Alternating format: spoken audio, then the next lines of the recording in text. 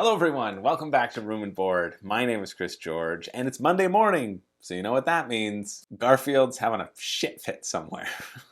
Hide your lasagna, because he's coming. And so are all these games on the horizon with another episode of Crowdfunding Countdown, where we take a look at every single Kickstarter board game, Gamefound board game finishing up this week. And this week, oh, it's a lot. There's a lot. But first, as always, shout out to my newest patrons, Michael and Michael. The Kyles and the Scotts need to step it up. The newest gang, the Michaels, have entered the ring. We're about to have an all-out war on our hands over in the Discord. But thank you so much for jumping on board. These videos in particular take a lot of work, and it is directly thanks to your support that I can afford to spend the time working on them. I love you. You are the best. I cannot stress enough how much of an impact every Patreon makes upon my life, and more importantly, the life of this channel. Because without it, well, I'm nothing. A worthless shell of a human being who'll never be able to smell vinegar again. I now can't smell vinegar. It smells like bleach or a cleaning product. This is a common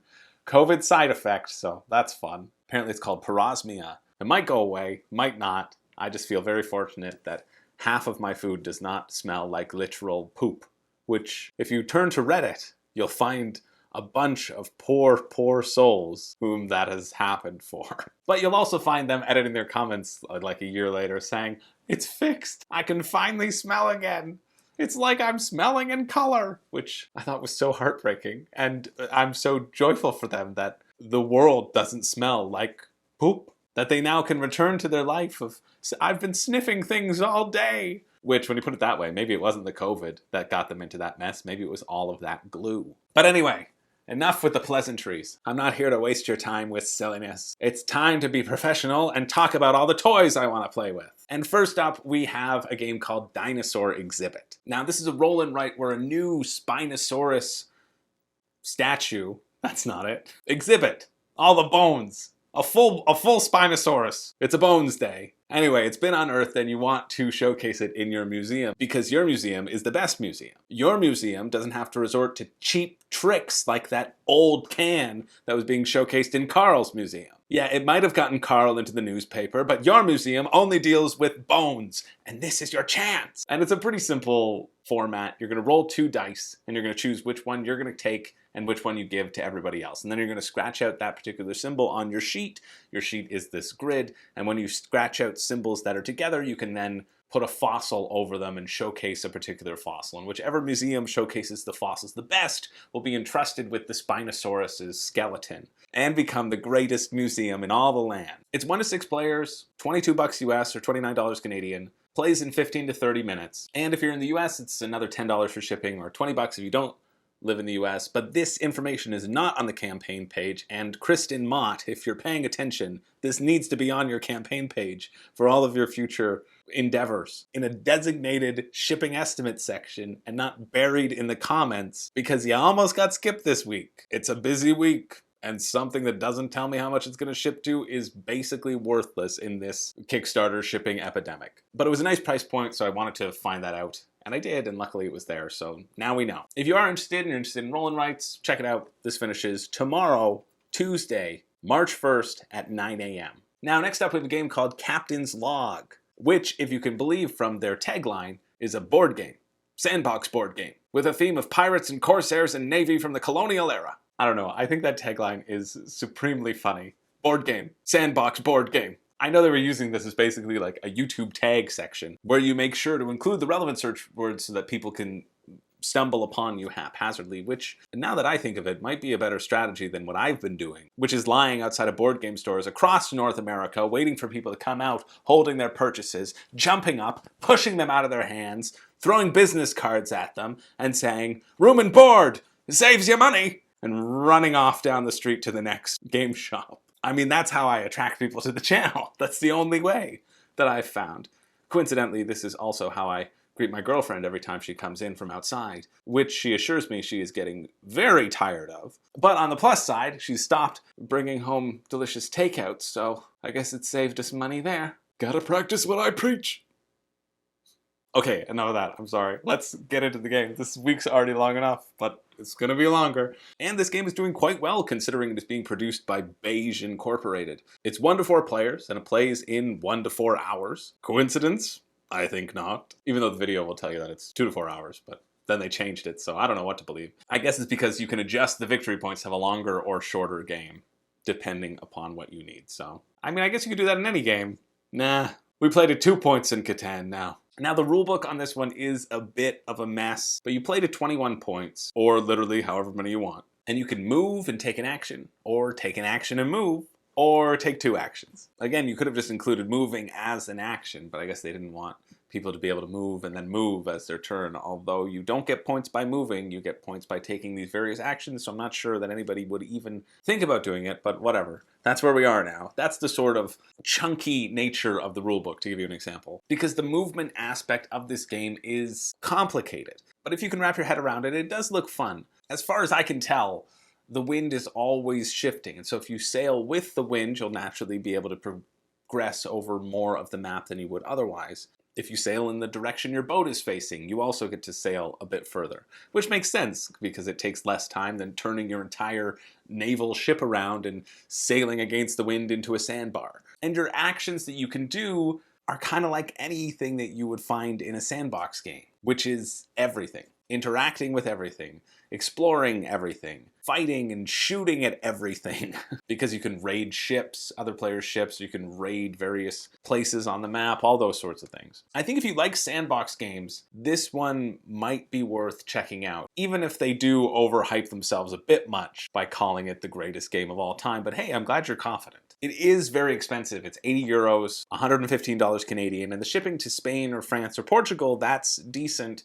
US is okay at 14 euros. Canada, it's like 25, so no chance. But if you are interested, check it out. That's Captain's Log. And hey, make sure to look for the expansion Tea Earl Grey Hot coming to Kickstarter next year. And that's tomorrow, March 1st at 2:59 to decide. Now, next up, pretty quickly, we have a game called War for America, which is another war game by Compass Games. And I swear I see them put out a game, I don't know, every couple months on Kickstarter. They just pump these things out. They always fund, and they always fund around the same $20,000 mark, which tracks because all of their games look exactly the same to me.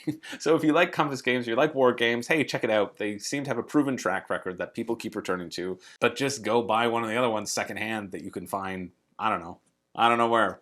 Anyway, we're gonna move on. I just wanted to let you know that it exists. So if you wanna check it out, feel free. I did not. Just because I don't really play war games, so it's not relevant to me. Now, next up we have a game called Kings of Serbia. And what's great thematically about this game is that you could read the rules in English, or you could go for the real thematic tie-in and read them in Serbian, which is of course what I did. I wanted to make sure that I immersed myself in the theme, and I gotta say, for me it could have been a little bit clearer. I mean, I talked about how Captain's Log was a hard rulebook to understand, but this one was Serbiantly harder. Damn it. Anyway, if you've played Race for the Galaxy or Roll for the Galaxy, the mechanics might seem a little bit familiar here. But there's a deck building twist. So you're going to draw a hand of 5 cards, and then you're going to assign those 5 cards to 5 various actions. And the more cards you assign to a specific action, basically the better that action will be. And so your decision is, do I assign it to all 5, or do I assign them all on the exploration? And so you can explore and travel around these 9-card maps. You can conquer some of the lands and get points for them. You can produce resources, trade those resources for gold, and then spend that gold for more cards. That's it. And I actually like the look of this one. It looks pretty simple. 35 bucks US, $45 Canadian is not a bad price point, but the shipping here is outrageous if you don't live in Serbia. Serbia is great. $6 US, 25 bucks to the US, or $45 to Canada. That's more than the game itself. That isn't worth it for me for probably a slightly above average card game. I think this looks fun, and I hope everyone in Serbia enjoys it. If you are interested though, deadline for that one is Thursday at 10 a.m. Now, next up we have a game called Broken Planet. In this game, you play as a child of divorce, and it's only through deception and deceit and pleasing the gods, your parents, will you be allowed to continue to exist on this broken planet and live with your parents, and the rest of your siblings have to go live with Aunt Marge. Okay, fine, you're actually tribes and you're trying to please the god, and only one tribe can survive, but I think my theme is funnier, so that's always how I'm gonna teach it. At least it's darker. You can only keep one kid. I guess it doesn't make sense because each parent should then get a chance to keep one kid, or so maybe they're not getting divorced. Maybe they're just getting rid of their kids, Hunger Games style. I don't know, but I do know that the core mechanic of this game looks to be a great one. Everybody is going to choose a place on the board to move their people to and to gather resources at that place, except for one person, and this rotates every time, who gets to make an offering, build some stuff, and predict where everyone else is gonna go. And if you predict correctly, then they don't get their resources, and in fact, you get to steal something valuable from them. And sure, you have to build temples and relics, but I don't care that those are actually the main vehicle to get points. I care about getting inside my opponent's head and predicting correctly so that I can go and live with mom and dad. Now, the green version of this is €39 or $56 Canadian. The deluxe version is €59 or $85 Canadian. And all the deluxe version does is it turns your meeples into minis, which you don't need. You get a round tracker and you also get a custom insert. That's not worth it whatsoever, in my opinion. But again, I'm cheap. But I do think the green version would be a perfectly interesting game to play. And I love that sort of game mechanic of trying to read the other opponent, where the opponent's gonna go. That seems very fun to me. So if you are interested in that one, that is March 3rd at 10:54 a.m. Moving along, we have a card game called Not So Neighbourly. And if you love Munchkin, well, you'll probably love this. And now that I've scared away most of you, let's talk about the game. I'm personally not a fan of Munchkin. I feel like it goes on a little bit too long for what it is, or at least the one time that I played it, and I have no desire to ever play it again. But in this one, you're gonna try to get to 10 points first, and you're gonna do that by building these different buildings. But to build them, you don't need to collect resources or anything, you just put them down and they're built. You erect them from the ground like the Scarlet Witch. But at the same time, you're gonna get to destroy the other players' buildings so that they can't get to the 10 points first. So it's a whole bunch of take that. You make sure that I play cards on you when you're getting close. It's inches away from getting the funny card game air horn, but the buildings don't have anything funny on them. They're just regular buildings, so skates by for now. Anyway, now you know of it. There's not too much more to say about that one. It's $20 US, $5 shippings to the US. So it's really only viable if you live in the US because the other shipping prices are way too high, even with them subsidizing it. It's just hard to ship to places. So if you are interested, that's March 3rd at 11 a.m. But we're moving on to our next game, which is Envelescape. And this is an escape room in a box, well, in an envelope. But the unique part about this is that it's basically a pop-up book, which I think is just so cool. You pull this thing out, you pull it up, and a whole room pops up. So you can go into this room as though you're in a larger escape room. You just have to, Honey, I Shrunk the Kids yourself to do it. I really hope that the puzzles are good in this. You could see how much that hope was as it resonated through my whole body as I did that sort of belly dance wave curve, I don't know. And I hope that not all of them are just, look at that clear fold under the rug by the stairs that you have to flip open and see. That would be very dissatisfying. And it takes me out of it a bit that it's very clearly a giant fold of paper where you're gonna have to lift underneath the mat to find out what happens. That takes me out of it a bit, and it makes me question the limitations of this particular genre. But if you are interested, it's $27 Canadian for one game. So that's like $20 US. $72 Canadian for 3 games, because they're gonna send out 3 different envelopes. And because they are envelopes, it's great shipping. It's $3 in Canada, $5 in the US. So it's a decently priced thing to take a chance on. But you know what escape room experience is cheaper? This little thing called Webscapade, which is an online puzzle adventure that I think is pretty good. But then again, my friend designed it and the puzzles, and I was the one who wrote the story for it. But I talked to him and I said, hack the price in 2. And so if you put in the code room and board, now you get 50% off if you wanted to try that out. I think it's a fun, will take you like a couple hours. You can play it with, I think 2 people or 3 is probably what you'll want to play with, that sort of range. Anyway, I'll put a link to that in the description below as well. Sponsored by Webscapade. It's not sponsored. I don't see any of that. That all goes towards keeping the website up and running. Anyway, let me know if you do it and if you like it. I've had people who are usually honest with me tell me that they like it. So I think that bodes well. And my girlfriend, who doesn't like anything, not even me, she liked it too. So If that's not nepotism, I don't know what is. Can it be nepotism if you're not related? It doesn't matter. Anyway, your deadline for Envelescape is March 3rd at 11:55 a.m. But since it is that escape room, and I haven't mentioned Webscapade in a while, I think I've mentioned it before on this channel. Check it out if you want. But make sure to use the code Room and Board, 50% off. Now, next up, we have the most funded game this week, and that is, of course, Deep Rock Galactic. Rock and Stone! And I did a full 5 reasons you shouldn't back Deep Rock Galactic, which many people were upset that my number 1 was not a reason why you shouldn't back by anyone who wanted to click on it. I get it. I've seen the thumbs down. I won't make that a mistake again.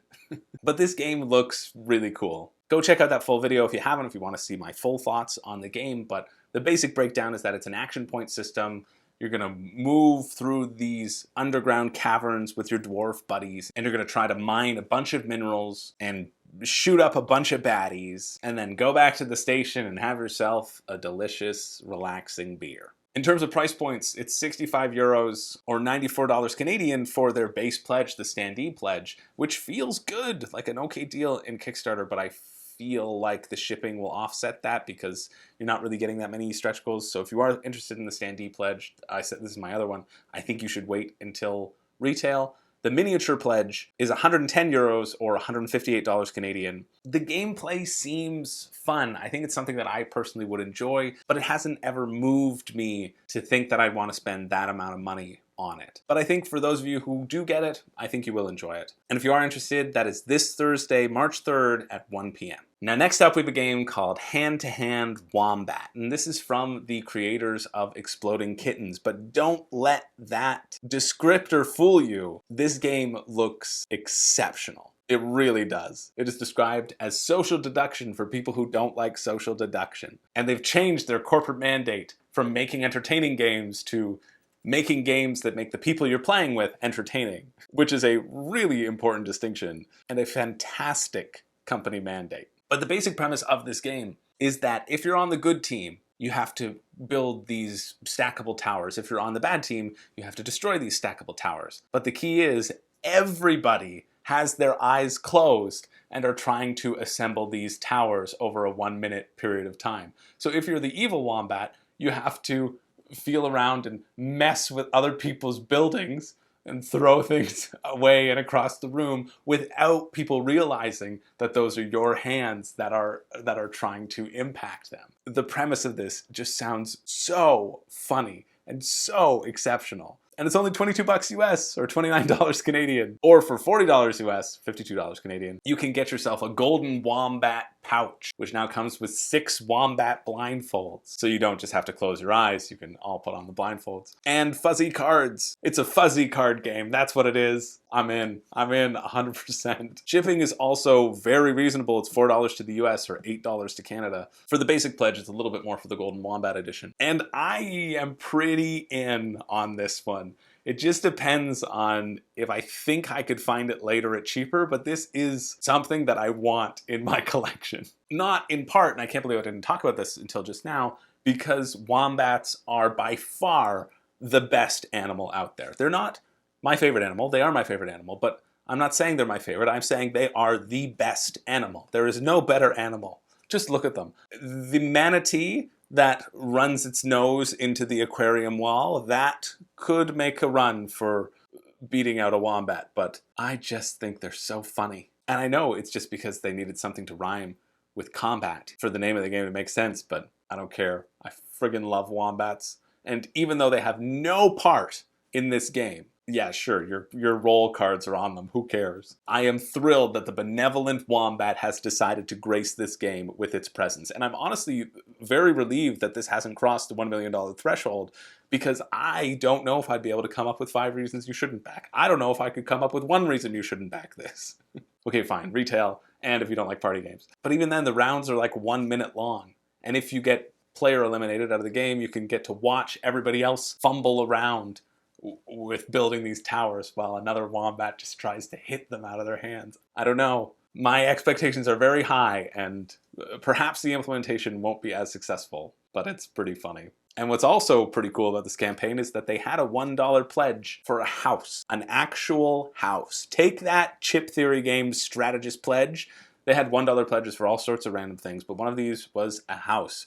Two of these were butt vases, and the other one was this, an oddity, which, if you've seen my wrap, well, that might be a little bit more up my alley. No, I'm kidding, it's the house. Oh, I am distraught that I didn't know that was an option, because of course I'm egotistical enough to believe that my poor internet would have succeeded where others failed, and I would have been the first person to click on that pledge. Anyway, if you are interested in hand-to-hand wombat, unfortunately no more houses available, but Exploding Kittens team, if you wanted to hook me up with one, you know, for review purposes, I would do it. Anyway, the deadline for that is also this Thursday, March 3rd at 3 p.m. Now, next up we have a game called Bloc by Bloc. And the art in this game does not prepare you for the heavy content that it is centered around. Political uprising, anarchy, and insurrection. But I'm here for it. The video strikes me viscerally, even if I am a bit jarred by it. Now, the tagline is that Bloc by Bloc is a cooperative or semi-cooperative strategy game inspired by protest movement, riots, and popular uprisings. So each player will control a faction of revolutionaries, workers, students, neighbors, or prisoners. As we've seen, the neighbors are perhaps the most dangerous of them all. And they'll struggle against the police. That's the game, basically. And you're gonna have to build barricades to reroute the police, clash with the police directly, occupy districts, loot shopping centers, because no good uprising is complete without a whole bunch of looting to really get the public on your side, and liberate the city before time runs out and the military arrive and you're just basically all screwed. And so it's either going to be fully cooperative, where you all play against the police, or you'll all have different hidden agendas that you can win together if the agendas correspond with each other, but you have some factions that can only win alone, and so it's kind of like having a bit of a traitor mechanic. It's kind of like Nemesis in terms of having these secret objectives that you need to complete, as well as have the ship land on Earth. Basically, the gameplay, it's played over 10 rounds. The faction whose turn it is will roll a bunch of dice, and then you're going to use those dice for the different actions. Liberating the districts, then you flip over that particular district's card to show that it has been liberated. It's now in color. In living color. Now, this is the Uprising edition. The good thing about this is that Bloc by Bloc already exists. This is the 3rd edition of the game. The first one being published in 2016, second one in 2018. So you might be able to find a copy of that secondhand. The changes seem like there are balance changes, and they're also saying that this is the definitive one. We're not going to put out a 4th, we promise. So buy this one, and we won't make you buy it again. But I feel like you could probably just buy the other one if you're interested, or find it somewhere. But it's not a bad price point at all, actually, for this edition. It's $44 US or 55 Canadian, and that feels really good for what you get here. Shipping to the US is okay, 12 bucks. Canada, 22 bucks, not as much. But if you're interested in getting your political uprising on, hey, check it out. That's over on Gamefound, and it finishes also at 3 p.m. on Thursday. Now, next up we have a game called Spacers, and this one is not going to fund. It's not anywhere close. I'm going to be quick about it. It's this kind of mini sandbox space adventure game. You gotta be the first person to get to 7 fame points, and then you win. But the one neat thing about this game that I thought was cool, and which made me want to even just bring it up and talk about, is that you can get points for destroying the planets of other players, but you can only get points for destroying players who are of equal or greater fame value than you. Which I think is a really smart design to avoid having people just lay into and ravage the people who are in last place and are obviously the easiest pickings. So I thought that was really cool. You can also complete missions going to various places on the board, selling resources to specific planets, do all those sorts of things to get fame. And this feels like a smaller sandbox style game that I would want to have a runtime of 60 minutes, but has a projected runtime of 90 to 120. So I'm not sure how I feel about that. However, their currency is called Space Bucks, so obviously that's another feather in their cap that makes me look favorably towards it. I'll admit, I just skimmed through the rulebook on this one instead of doing a full deep dive because I know it's not going to fund, and because we have quite a week and we are only halfway done. Oh God. But there's nothing in the rulebook that jumped out at me as being a major red flag as to why this game isn't that successful. So if you think floating around in the galaxy doing stuff might be fun, this is my pick for hit the back button to make yourself feel like you backed a game this week and got that dopamine hit and added to your backed tally, so you can arbitrarily say you've spent more money on crowdfunding games than anyone else, even though that shouldn't be a goal. Or you can back this and probably be notified when it gets launched again. Because it's fairly cheap, 45 bucks US, a decent price point. Anyway, that one finishes at Friday, March 4th at 10:15 a.m. Now, next up we have black hole rainbows, and this is another one that's having trouble funding. And honestly, I wasn't even going to cover it, even though it has a better chance than Spacers. This one's at 75%. But like I said, we have a lot to cover. But this has the best Kickstarter video I think I've seen in my many moons of doing this. So how am I not going to bring this up? How am I not going to show this to you all? I have a heart, it bleeds and feels, and I have half the mind not to explain what any of this is about and leave you wondering. Just talking on with unrelated commentary. But okay, fine, you're going to try to get these supernova coins, and you're going to get that by extinguishing black holes, and you do that by getting a light stone of every color of the rainbow, because now you have all the colors, so you can wipe out the blackness for good. That's why he's putting all those balloons in the barrel, because he popped the black hole. You see what happened now. There's lots of rolling dice, and whatever you roll, you take stones and pass stones around to other people. There's a lot of dice rolling here, a little bit too much for my taste. And it's pretty expensive, $60 US, $75 Canadian for what you get. Or what you get in terms of game depth, I guess, for me. But that's because they're going the way of the chip theory in terms of making everything as premium as possible. The coins are metal. You don't get an option for them not to be. The stones are stones. They have neoprene mats in there. I think that sort of level of premium is a bit too much for your first go around, but there's no changing it because these are already made. They say they've already produced enough to fill a full container. Now they just need the money to get it to you, which I do not think is a great business decision, especially because they are not funded. But hey, at least that means for this one, it's already been made. There is a very good chance that if this doesn't fund, all the people who want to get this game will have a chance to get this game because it's already made. So if you want to get your black hole rainbow on, that's March 4th at 4:14 p.m. Now, next up, we have a thing called Ticket to Carcassonne. And this is not a board game, but it is a board game adjoinement. I'm confident that's the term that we use. And this is just a book. Apparently it's a funny book about some board games. Honestly, it makes me want to write a book. So for £2, you get yourself a PDF copy of this book. This is the 2022 edition, so I guess it's been updated because they've printed this book as well. I think you can find it on Amazon for like $10. And it's not the worst thing that you could spend your money on in the world. I think this would fall into the category, for me, of things that I purchase because they're cheap, thinking that I will read them and then never opening a single page. But to be fair, it's got a glowing recommendation by Watch It Played's Twitter, which I can only assume is Rodney Smith, saying that it's lighthearted, witty board game banter with gaming recommendations and insight. I mean, you might as well be describing this channel, Rodney. And so that's the quote of Room and Board from here on out.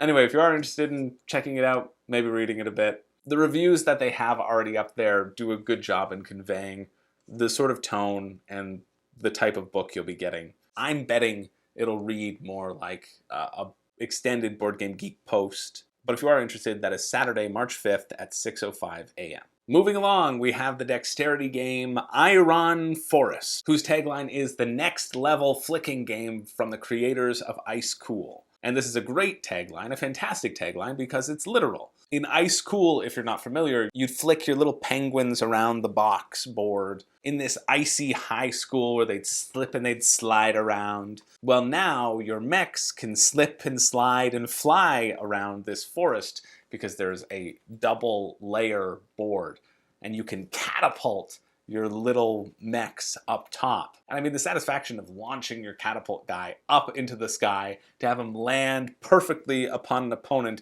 and knock that opponent into a hole to fall into the forest below. I mean, that's cool. There's no denying that. That's cool. And this is a team game. So you're either playing the forest dwellers or the mechs invading the forest. And there's a number of different scenarios, but they're probably all going to revolve around controlling various parts of the board. And you can also use these upgrade cards to do extra things on your turn, but it's just a flicking game. In essence, it's a flicking game. If you don't like dexterity games, you're not going to like it. If you like flicking games, well, yeah, this looks fun. But it's also expensive. It's $85 US or $109 Canadian. And that's too much for me personally to spend on something that I think would be fun, and it looks fun, but is going to be more of that lighter diversion that I'm not going to be pulling out all the time. I'm not going to want to pull out all the time. And the price seems pretty large for what it is. Just these 8 little things that you're flicking around. And I know the engineering of these things so that they wobble and skate around the board effectively is probably pretty ingenuitive. There's also somebody selling a copy of Ice Cool on BoardGameGeek for $10 right now, and for something that is probably going to give you the same feel. So I don't think you need to shell out that amount of money right now, but if you do, hey, you already know that you're going to have yourself a dang great time. If you are interested in that one, that is March 5th at 12:01 noon p.m. On to our next game, and move over, Mind Management. Now we know the game that you were trying to emulate and steal all of the glory from. It is, of course, Wine Management. Or, as I say every time I finish editing one of these videos, it's wine o'clock. I don't know what that character is. That should be a character. Get me an oyster bay Chardonnay and some self-care. Just matchly being matchly. God. But this is a print and play by this guy, Matt Parkinson, who has the best descriptor of a creator ever that I've seen on Kickstarter, which is, mainly I'm on here just buying games, but bored people do strange things. I wrote an RPG and, well, now I wrote a roll and write.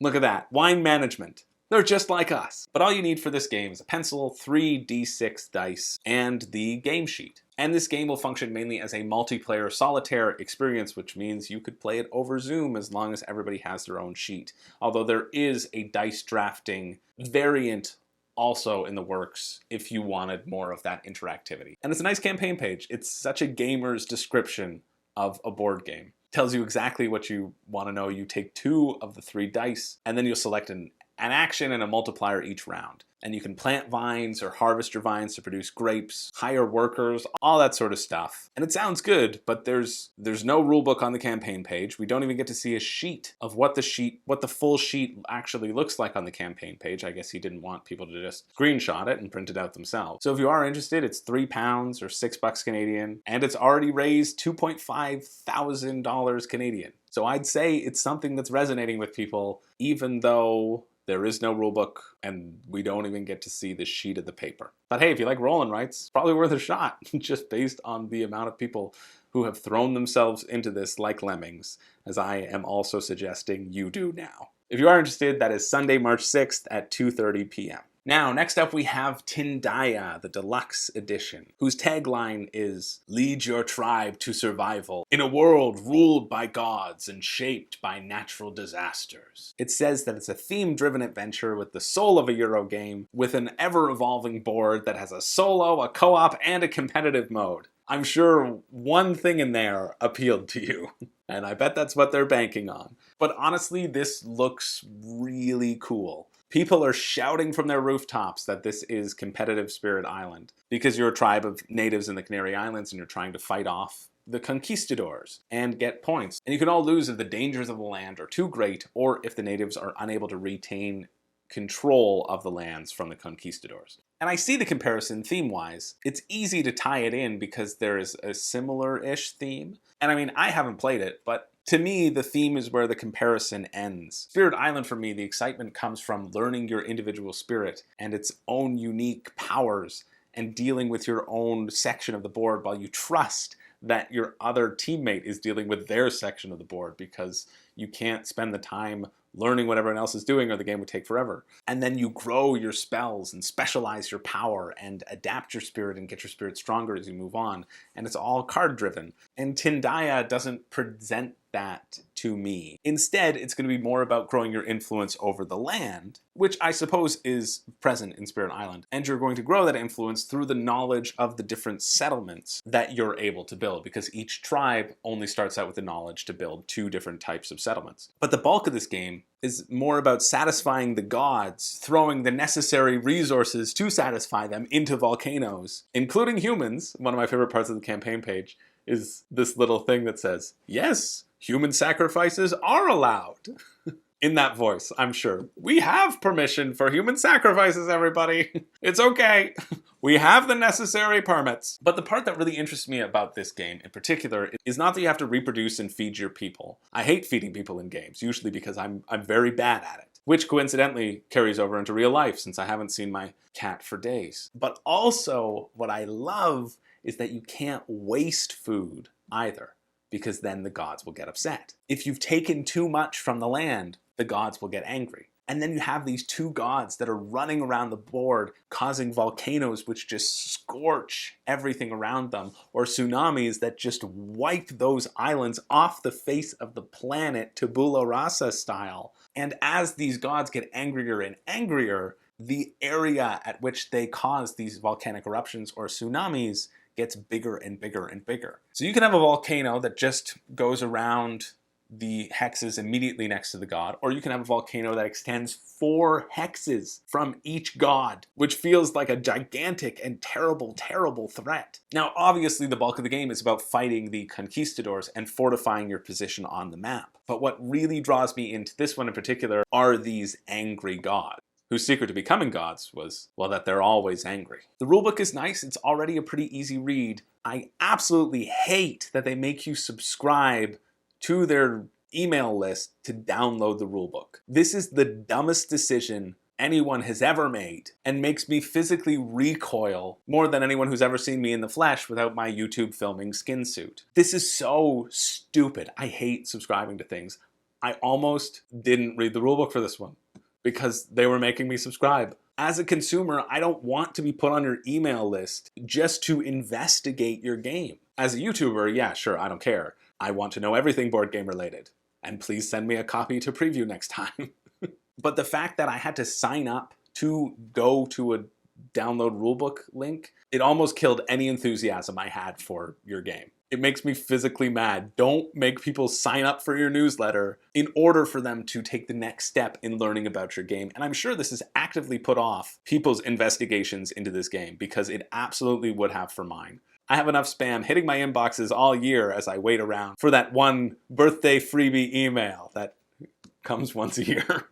Ugh, it's so dumb. What I do appreciate in the rulebook is them emphasizing that there is a learning campaign to this game. So they don't frame it as family rules or basic rules. They say, this is the learning campaign. We suggest you go through these 4 different types of games to build up your understanding of the game and of the different mechanics of it so you're not overwhelmed all at once. And I like that this is in here, and I like that it is framed as such because it tells us, yeah, playing with the full rule set is the ideal way of playing this game.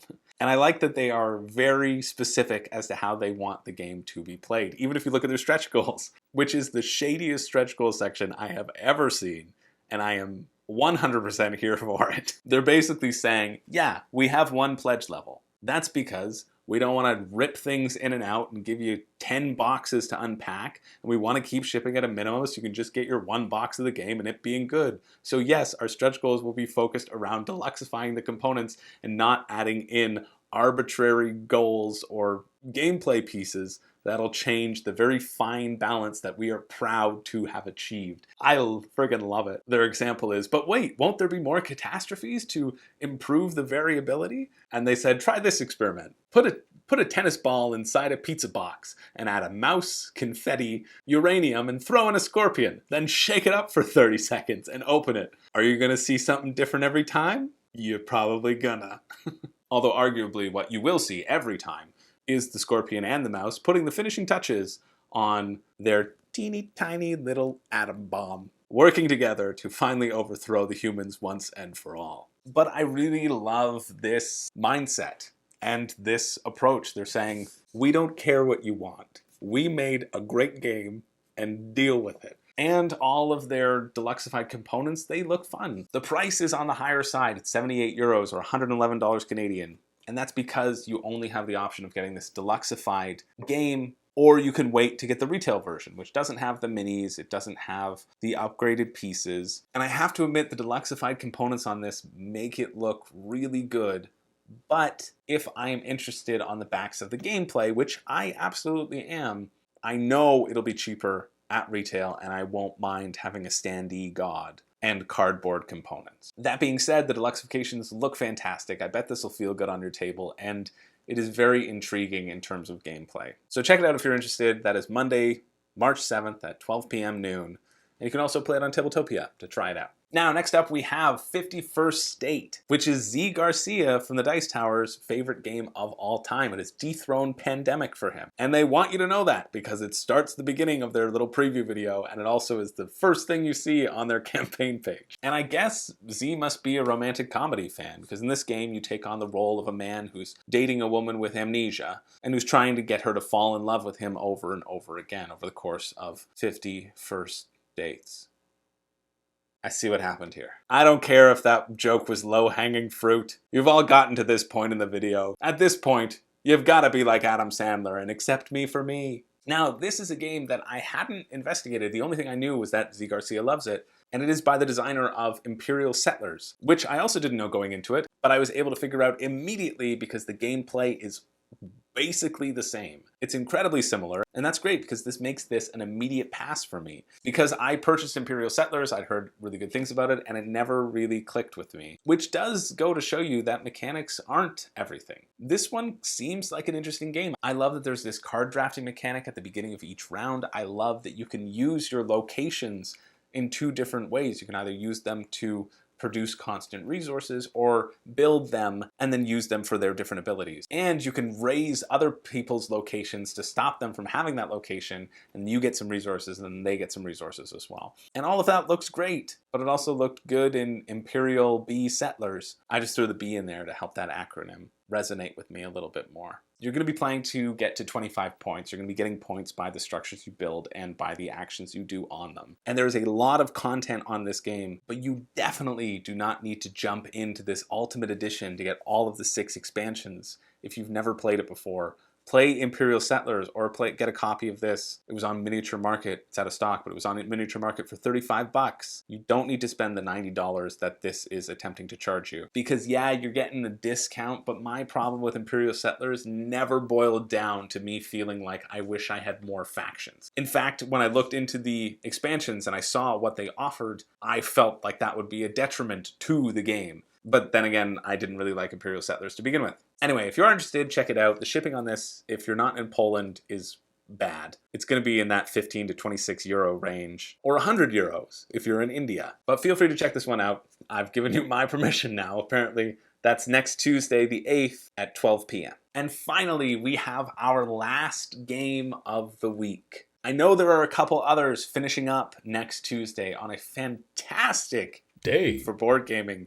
Campaigns finishing up, Unsettled and Earth, but we'll cover those on next week's episode because this video is already quite long and Unsettled is likely already past that $1 million mark, which means maybe I'll be talking about it in another video pretty soon. So we're not talking about those two this week, but we are talking about Kingdoms Forlorn, the gigantic epic saga that is Kingdoms Forlorn, a game that is vying for the position of the next Kingdom Death monster. They both have Kingdom in the title and dark gothic vibes, but this one has a little bit of humor in it. And I'll tell you, I've been dreading getting to this point of the video. The amount of content that I have watched about this game is outstanding, and I still don't have a firm grasp as to what you actually do in the game. That should be all you really need to know. Have you seen a piece of content that succinctly tells you exactly what you are going to be doing in this game,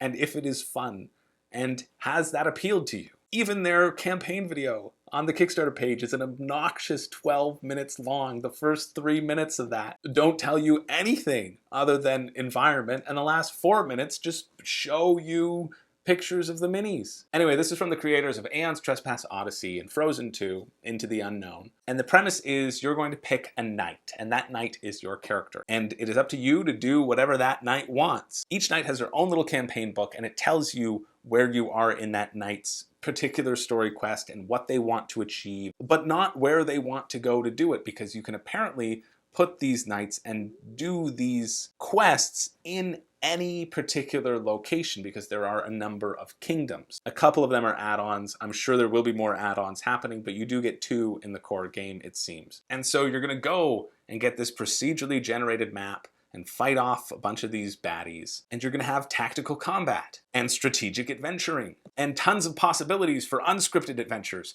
while still having scripted adventures. And in these fights that you're going to be having, you're going to get stronger as you go through them, but so will your enemies. So it's going to feel really cool. And these are some of the vagaries that are promised in their Kickstarter video. And it feels incredibly ambitious. If this comes off and they manage to succeed, this could very well be the greatest board game of all time. If it doesn't, well, I hope you like the miniatures. The miniatures do look fantastic because you spent a whole lot on them. And honestly, the miniatures look like they will be the highlight of this game. But it just feels like a really confusing Kickstarter to me, and it doesn't personally draw me in whatsoever. And maybe that is because this feels a bit like the Etherfields campaign, which did draw me in. It drew me in completely. I wanted to get a base pledge, and then I got tricked into signing up for a group pledge because they were going for the all-in, and they were getting a deal on it, so I had to join into that more expensive deal than what I was already paying. And we haven't even finished the first campaign section of it, and I know Wave 2 is going to be arriving any moment. That campaign itself, all of the buzzwords used around it were, oh, we don't want to spoil the story. But when you're sitting at 150 hours of campaign projected for the base game, because you get 5 nights and each night has their own 25 to 30 hour campaign, that's what they're projecting, then yeah, you should talk about the tutorial missions. You should give firm examples. You shouldn't just vomit pages and pages of lore onto your backers and hope that the lore will carry you through. If you are considering buying this and you haven't watched a tutorial session or a gameplay session or read through the rulebook or the Knight's book, my personal recommendation, speaking from personal experience, don't go with the mindset of, oh, I don't want any spoilers. You're not going to remember these spoilers anyway when the game finally arrives at your door years later. That being said, make sure to read their demo rulebook. I found that to be so much more helpful than the little spotlight sections that they've created, which is great. It's nice to have on the campaign page links to these different sections, but I personally, as an outsider to this world who hasn't read every single update, I found them to be a little bit inaccessible, whereas the demo rulebook, for me, gave me a much clearer picture of the steps that you were going to take in this game. Which is, as I said, you have all these different things that you as a knight personally want to accomplish, and then you're going to go on one of these delves. And the delve is basically, you're going to go to a section that says you're going to try to uncover clues for your own personal story, and then you're going to end up fighting off these mobs of monsters as you build up to fighting a big bad boss that is related to your specific character. But I really think the key to this game is going to be this immersive story. Because if you read through the Knight books, and I've read portions of it, there is a ton of narration for each individual chapter. And if you're not interested in exploring that, or you're not interested in having your own little secret narration that you know, and you know something about your knight that the other people don't, or to read them all aloud and be involved in the reading of that, if that doesn't turn your crank, and you're not interested in doing all that reading, then hands down, I don't think you should get this. But on the other hand, that's why I do love that their add-ons, or a few of their add-ons, which are $35, are just a new knight. And that to me feels like the add-on that you should target first if you are jumping in, because this is a very expensive game. And as much as I hate to say it, if you are jumping in and you know that this is the game for you, and you wanted to get one additional add-on to bolster that, the Knights, for me, feel like absolutely the way to go because they provide that extra level of story, which I think is going to be key to the game, to seeing this world from a whole variety of angles. What else do we have in this one? Still a heck of a lot. If they reach that $1 million, they're going to turn all the standees into miniatures in the core pledge. If you're buying any of the add-on kingdoms, they're already miniatures, so they kind of buried the lead there. Obviously, they're going to get turned into miniatures. And that will be a pretty cool and significant stretch goal because there are a lot of them. And in terms of their battle system, the more damage you take, basically, the more powerful you become. That's what they mean in their video. That's what they refer to as the inverted combat paradigm 2.0, which just means that if you're losing, you have a chance to come back. On both sides. And also when they mention gaining clues to uncover the mystery or continue along your story, the reason you can do it in any specific kingdom is that these clues are actually just a resource. So it sounds like you are going to be having to solve riddles and figure things out when really it's just run around the board and collect the resource that you need to progress further in the game. Anyway, to jump back to the combat section, There's a lot of specifics to consider, but basically it's going to take place on its own separate board, which is a grid board, so tactical combat can occur. The monsters will go first, they'll figure out who they're targeting, they'll move towards them, they usually have to be adjacent in order to hit, and then when they attack you, they don't roll dice, but you instead have to roll evasion dice. And if you roll the correct number of evades, then you're safe and they don't hit you. But if they do hit, then you have the chance to roll again to see how much damage your armor absorbs, and you roll with some different dice. And then when you go as the knight, you can choose whether to move and attack or attack and then move, but you have to finish one of them completely before you move on to the next one, so you couldn't move a bit, attack, and then move back, obviously. And then you roll your dice to see if you hit or whatever. And you go back and forth with them attacking you or you attacking them until the board's wiped or you're dead, basically. It's fairly standard tactical dice rolling combat, and the rulebook really does a good job of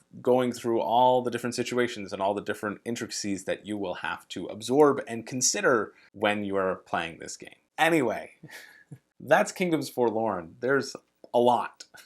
There's been a lot this week, and we are ending on a game that has a lot. But lucky for you, they make it simple for you. There's only 2 pledges.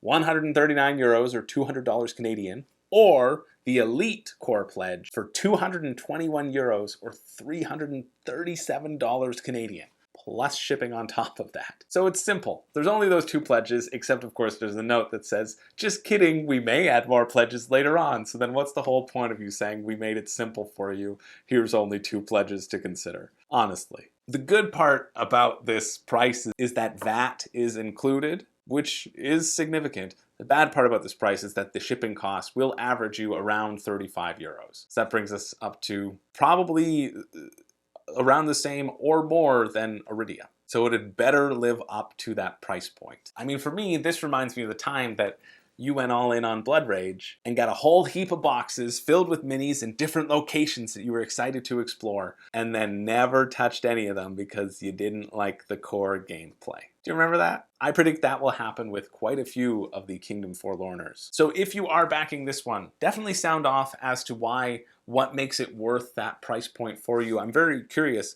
because this is a massive price point, so I expect it should be a massive enthusiasm to also get on board. And maybe that massive enthusiasm is, hey, the minis look really cool, which they do. And hey, sure, great. But I'm curious, what makes you excited for this game if you are contemplating backing it? Anyway, if you are interested, that finishes next Tuesday, March 8th at 1 p.m. And we are done.